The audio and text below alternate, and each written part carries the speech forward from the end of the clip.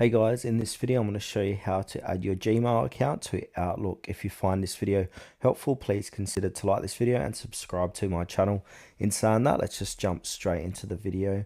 Okay, so what we need to do is open up your Outlook application on your Windows 10 or 11. The web version doesn't work, so make sure you got Outlook installed.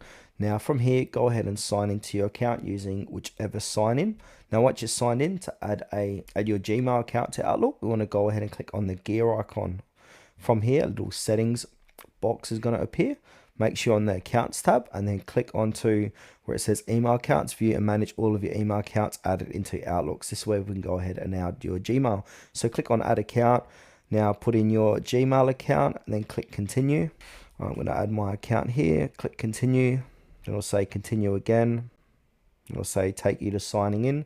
Now it's gonna, a little web page is gonna appear. So you got to sign into your Google account, Gmail account to sign in to approve that. Once you've done that, that's gonna add your account to Outlook.